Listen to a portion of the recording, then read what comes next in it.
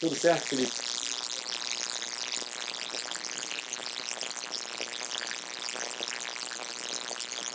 Deixa o diretor dar o sinal. Tá livre? Bom, sejam muito bem-vindos os senhores aqui presencialmente no Hotel Windsor, Flórida, e também aqueles que estão assistindo remotamente na nossa transmissão do YouTube a mais um SSPI Day, o primeiro evento de 2024, presencial, com foco nos operadores de satélite. Nosso evento só é possível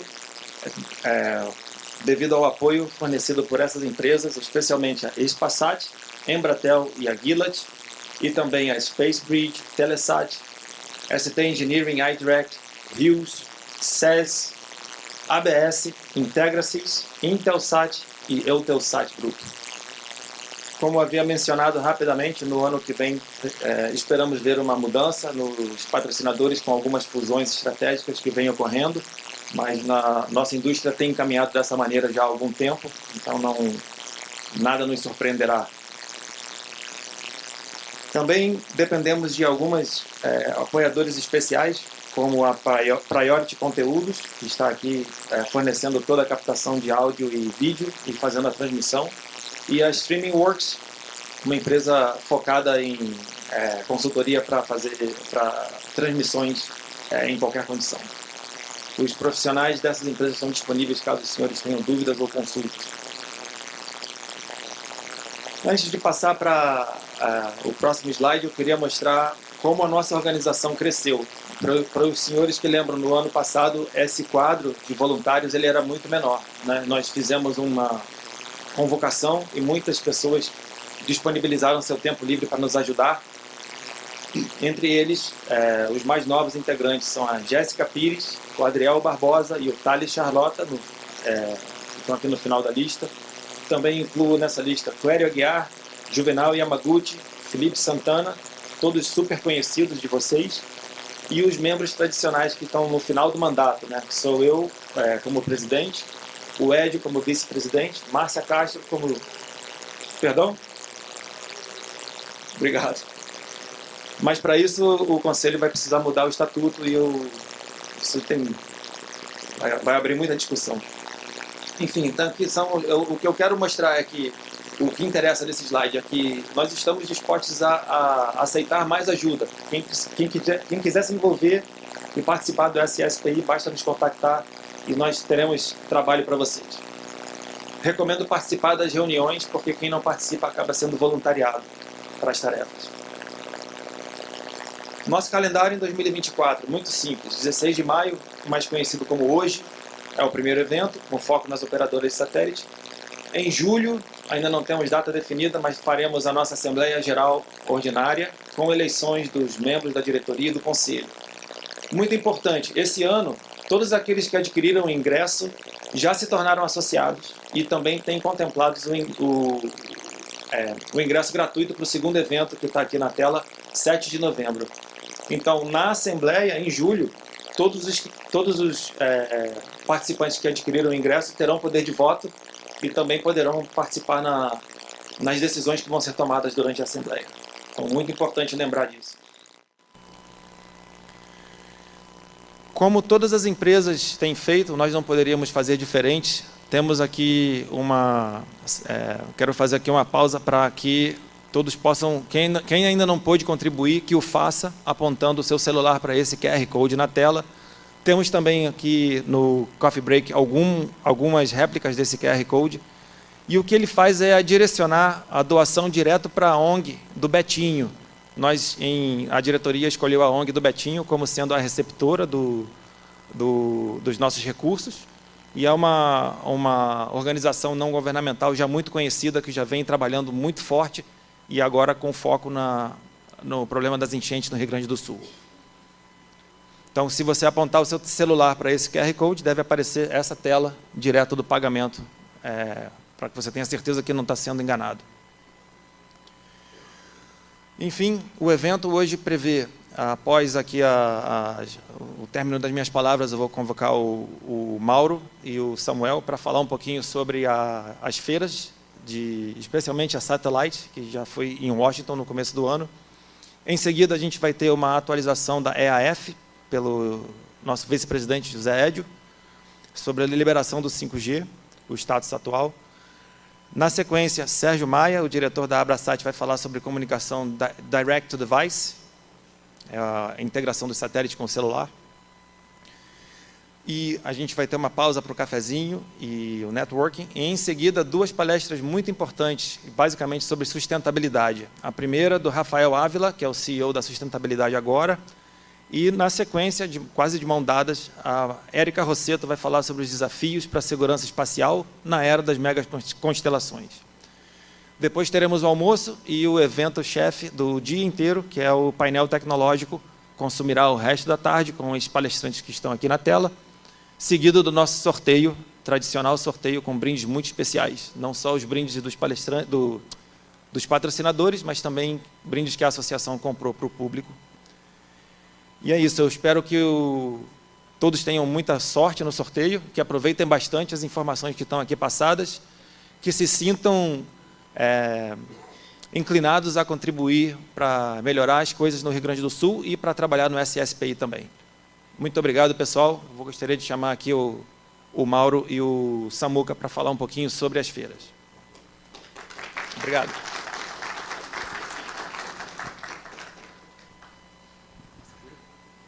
Obrigado, Alexandre. Prazer estar com vocês de novo aqui. Parabenizo, antes de tudo, o Alexandre e a sua diretoria pela organização do evento. Estamos vendo essa sala maravilhosa aí, enorme, aconchegante. Isso tem que sempre assim, né, evoluir. Então, o Alexandre, indo aqui para o tema de hoje, o Alexandre estava buscando alguém que tinha ido lá na Satellite para poder falar um pouquinho sobre o que a gente ouviu lá, né? Aí eu falei, não, eu vi alguma coisa, eu estive lá, não consegui ver tudo, mas a gente sente o cheiro aí dos temas que estão sendo discutidos. E aí eu soube que o nosso querido jornalista Samuel Possebon está nos honrando com a presença dele aqui, e eu sei que ele esteve lá e fez um trabalho jornalístico muito bom, bastante detalhado, e é muito mais apropriado que o Samuel possa dar o depoimento dele. E ainda vamos ter aqui um a mais, né, um brinde, né, que o Samuel também esteve em Barcelona. E ele também vai poder falar um pouquinho sobre o que ele viu em Barcelona relacionado com a área de satélites. Pode botar a apresentação, por favor, Thales? Só para a gente ter aqui, ó. Como é que é o para frente? É aqui, ó. Não, só para, antes da palavra para o Samuel, basicamente a feira lá em Washington é a maior feira de satélites, né, do mundial. Ela tem uma conferência, né, uma sala de conferências com os temas de debate. Ela tem um pavilhão com os estandes, e esse ano foi pelo menos que eu vi, o maior pavilhão, com o maior número de estandes que eu já vi em todos os tempos. Pelo menos depois da pandemia foi o maior. E também eu queria informar, né, ressaltar que a gente aproveita sempre a ocasião para ter um encontro do pessoal brasileiro com os representantes da Anatel que tem ido lá. Nesse ano foi a Luísa e o Renato, e aí a turma do Brasil, a gente senta lá numa sala, bate um papo, troca algumas ideias aí de forma informal, tá? Então, vamos ao que interessa. Para falar sobre os temas mais quentes da Satellite, eu convido aqui o Samuel. Obrigado, Samuel. Obrigado, Mauro. Eu vou ficar aqui em cima do palco só para eu poder apoiar aqui o tablet, que eu tenho minha cola aqui, tá? Bom, para aqueles que não me conhecem, eu sou Samuel Possebon, editor da Teletime, www.teletime.com.br, jornalista, 30 anos cobrindo o mercado de telecomunicações. Mercado de satélites é um mercado que eu também acompanho há muito tempo. Eu tenho o maior prazer de me envolver com essa indústria. Acho que muitos de vocês conhecem o Congresso Latino-Americano de Satélites, que a gente organiza aqui no Rio também, no segundo semestre. Esse ano vai ser entre os dias 1 e 3 de outubro.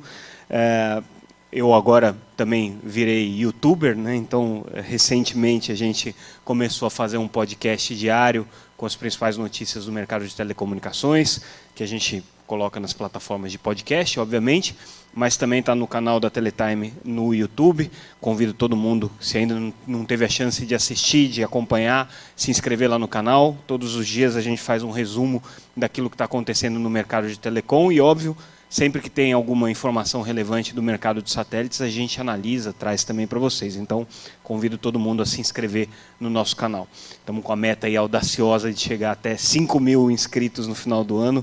Conto com o apoio de todo mundo e com a divulgação. Como jornalista, eu acompanho grandes eventos internacionais aí há muito tempo, né? Todo ano, pelo menos 3, 4 eventos internacionais de peso. Eu acompanho. Um dos que eu vou todos os anos é o Mobile World Congress, em Barcelona, que é o principal evento de telecomunicações disparado, né? Um evento monstruoso, assim, uma dimensão que a gente, né, nos eventos que a gente vai no Brasil, mesmo nos Estados Unidos, a gente não costuma ver. Nos últimos anos tenho ido também a Satellite. Normalmente era uma cobertura feita pelo Rubens, que foi o fundador da Teletime, mas agora já está aposentado. Então, nos últimos 4 anos, na verdade eu peguei um período ainda da pandemia, e desde então tenho acompanhado a Satellite em Washington, que é um evento realmente interessante para a gente conseguir ter essa visão do que está acontecendo na indústria. O que a gente pode falar de uma maneira geral sobre o mercado de satélites dentro do contexto do mercado de telecomunicações, sobre o satélite de comunicação, e isso trazendo um pouco a visão do que Barcelona transmite para a gente, né? Satélite está na moda, né? Hoje em dia, quando a gente fala de comunicação via satélite, é um assunto interessante, é um assunto que as pessoas querem discutir, querem ouvir, repercute nas redes, dá audiência. Quando eu faço qualquer matéria sobre satélites no nosso podcast, por exemplo, a audiência é mais alta, tem mais comentário. Tudo isso, obviamente, gerado por um buzz, né, por uma efervescência das novas tecnologias de satélite, principalmente, né, todo esse show que é um lançamento pela SpaceX, que o foguete sobe e desce, a presença muito midiática e muito polêmica do Elon Musk como o dono da Starlink também traz o apelo. Indiscutivelmente, né, a inovação tecnológica que essa nova geração de satélites de órbita baixa acabou trazendo para a indústria, né, e a nova perspectiva de comunicação fizeram com que o satélite entrasse na moda, né. Mas, tirando o fator marketing, o fator midiático, existe sim um caminho tecnológico que está desenhado que é muito interessante da gente ver, que é um casamento entre o 5G e os satélites, né, entre a tecnologia de comunicação por celular terrestre e o satélite. Que isso está previsto no processo de padronização do 5G, está previsto na evolução tecnológica, vocês certamente vão ouvir apresentações sobre isso hoje, e fez com que o satélite chegasse a Barcelona, né? Nos últimos anos, a gente tem visto mais e mais empresas de satélite participando do Congresso de Barcelona. O Congresso de Barcelona são 100.000 pessoas, tá? É uma outra dimensão de evento, são 8 pavilhões, é gigantesco, mas a gente vê muitas empresas de satélite participando do evento, e é um evento que tem uma característica muito interessante, está ganhando uma característica interessante. Já 57% do público que vai a esse evento não tem nada a ver com telecomunicações. São empresas que estão passando por processo de transformação digital, são setores que estão buscando na conectividade formas de inovar, formas de se transformar, e vão a esse evento justamente para entender o que eles podem fazer, né? E aí é natural que eles procurem conectividade de todas as maneiras que essa conectividade pode ser entregue, seja 5G, seja outras tecnologias, como o satélite, né? Então a gente vê cada vez mais as empresas de satélite participando também do Congresso em Barcelona, e os temas relacionados a satélite, principalmente essa integração entre o satélite e 5G, sendo discutidos nos painéis. Isso está muito presente lá. Então, o tema Direct to Device, que a gente tem falado muito nos últimos anos, né, o D2D, né, que é a comunicação direta entre o satélite e os dispositivos terrestres, os celulares, é um tema dominante hoje, e diante de tudo isso que está acontecendo, o satélite está ocupando um espaço cada vez mais relevante no mercado de internet das coisas. Porque a internet das coisas, né, há alguns anos atrás, era talvez a grande promessa das telecomunicações. Só se falava disso. O mundo vai ser da internet das coisas, né? E está acontecendo, só que de uma maneira muito mais lenta do que a gente imaginava. Falava-se que a gente ia chegar em 2025 com 5 bilhões de dispositivos conectados, era uma coisa assim, os números eram assustadores. Está acontecendo, mas assim, num ritmo mais lento, numa adoção mais paulatina, não é tão simples você fazer com que as empresas passem pelo processo de transformação e adotem internet das coisas. Mas o satélite passou a ser um elemento importante nesse contexto, né? E por que isso? Porque o satélite está presente em qualquer lugar, né? Junto com as novas constelações de órbita baixa, junto com o investimento e a inovação que está vindo de novas empresas voltadas para esse tipo de comunicação, isso está trazendo uma característica interessante. Então, você tem assim várias empresas que estão surgindo hoje, dentro desse contexto do mercado de satélites, focadas no mercado de IoT. Vocês vão ouvir muito nos próximos anos nomes como AST, Link, agora até me escaparam aqui os nomes, mas você tem eSpace, Raveda ou Ravena? Agora, enfim, Ravena. São empresas que estão lançando novas constelações, né? Omnispace, estão lançando novas constelações voltadas para esse mercado de comunicação para IoT, né, focado em IoT. Então são novas operadoras de satélites que estão entrando aí, com novas tecnologias, que vão demandar equipamentos específicos e tudo mais. Então isso a gente viu em Barcelona e também viu em Washington. Em Washington todas essas empresas estavam presentes lá, lançando os seus produtos, as suas tecnologias.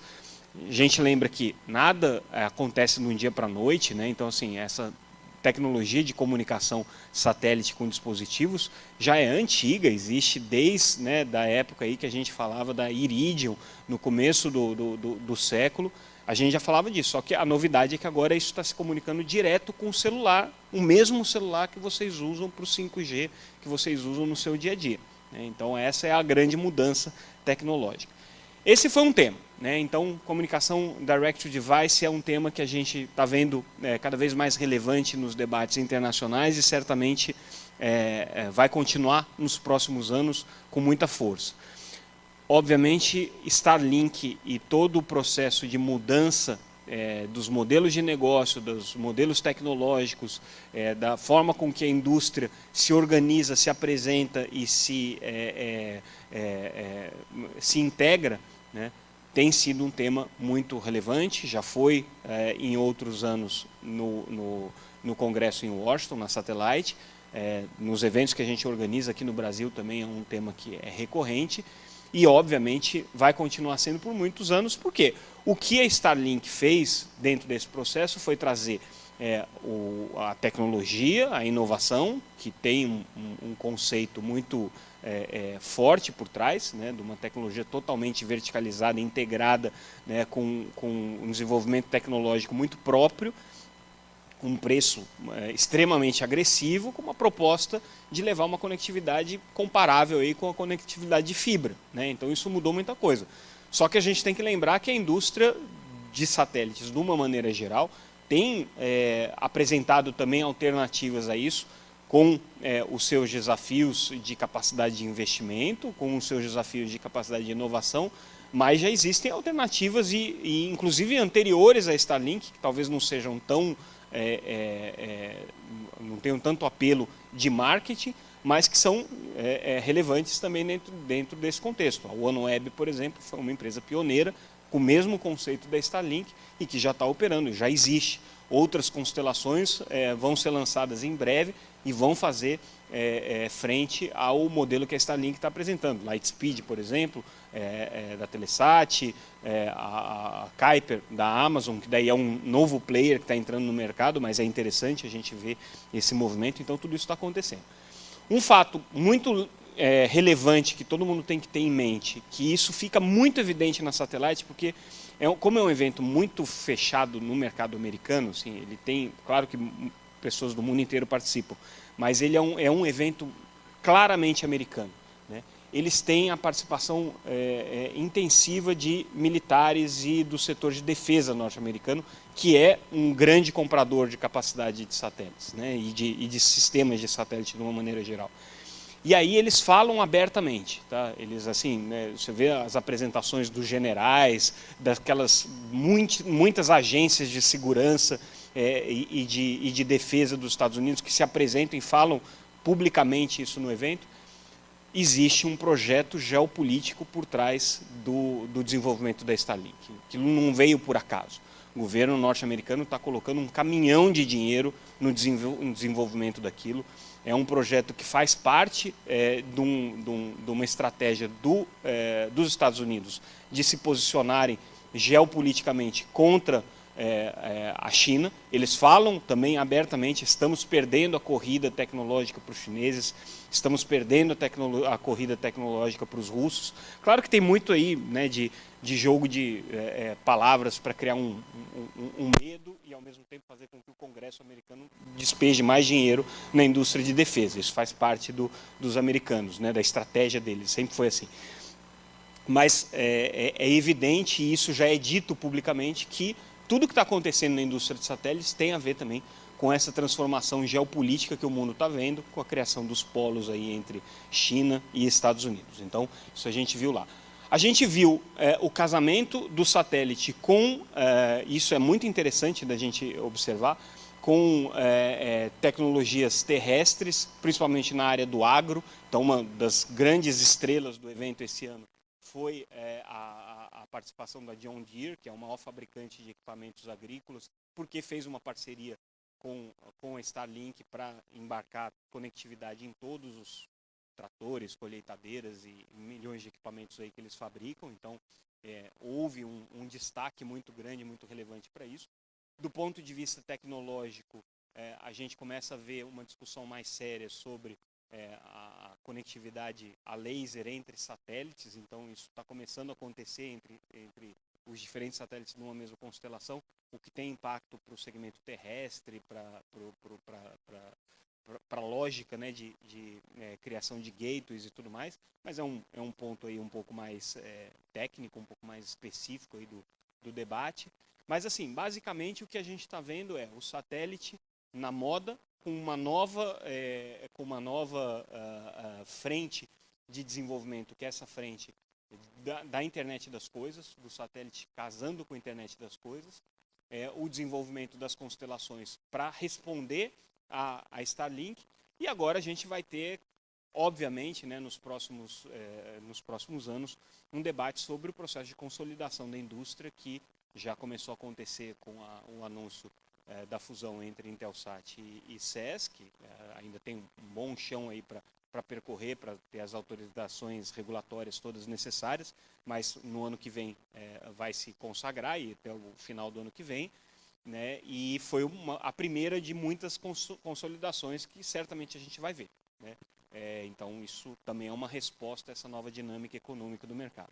Então, de uma maneira geral, é isso que a gente está vendo aí acontecer na indústria. É o meu relato nesse momento, Mauro. Então, te devolvo a palavra aqui, que você traz os números também, que é interessante.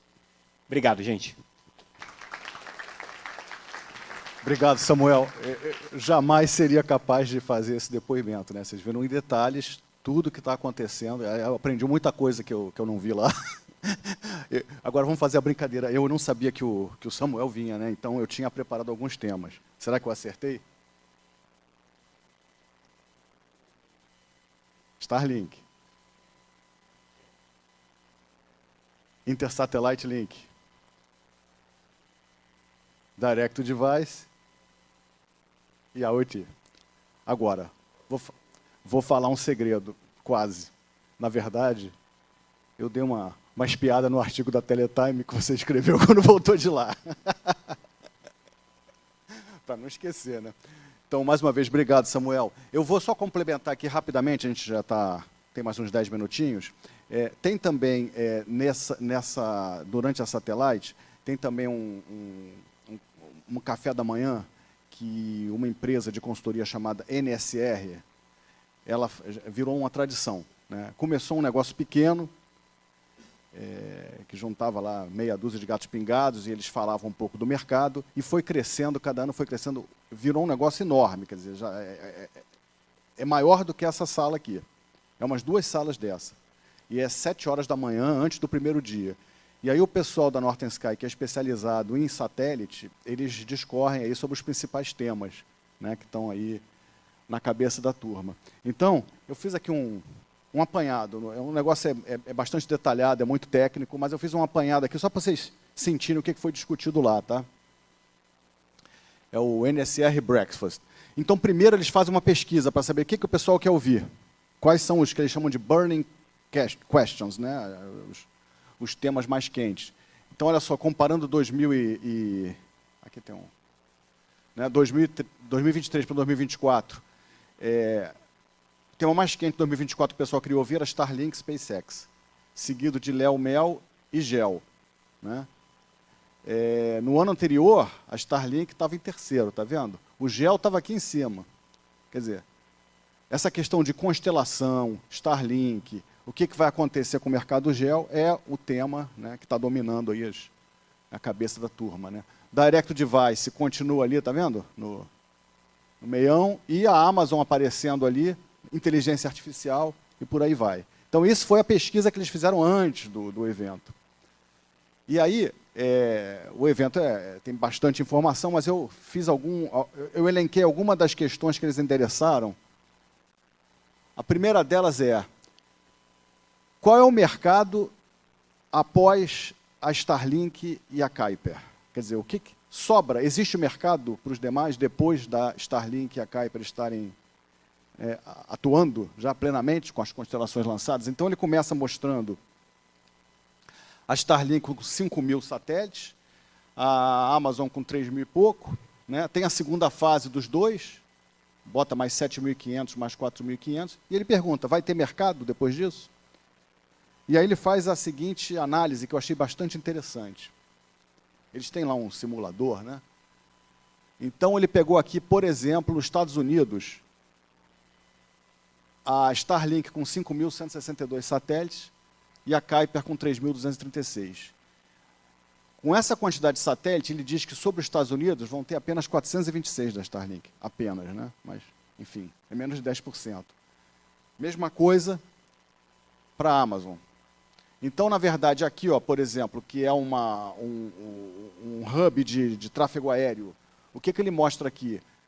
As células vermelhas é onde tem congestionamento. Quer dizer, mesmo com uma constelação totalmente deployed, tem locais que vão estar congestionados, não consegue atender tudo, com a demanda de tráfego projetada por eles.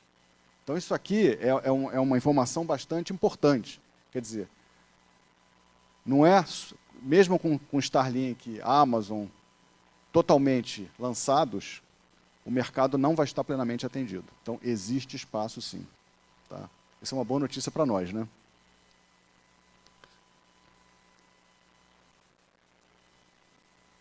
A outra pergunta que eu achei interessante dividir. É possível implementar uma constelação LEO para banda larga, rentável? Aqui é para banda larga, não é para IoT. Então, ele começa analisando a Starlink. Na análise dele, a Starlink vai estar lucrativa entre, né, depende aí dos cenários, mas aqui em 2026, mais ou menos, né? Dependendo do cenário conservativo, otimista. Então, sim, a Starlink vai ficar lucrativa, não falta muito para isso. E aí ele analisa o seguinte: uma outra constelação, é possível fazer uma outra constelação lucrativa? Então, ele faz uma simulação com algumas premissas, né, uma constelação com 240 satélites, numa altitude de 1.000 quilômetros, inclinação de 45, mínimo elevação de 30 do terminal, um custo, se você conseguir um custo de construir o satélite de $750 mil por satélite, um satélite de 400 quilos, custo de lançamento $1.500 por quilo,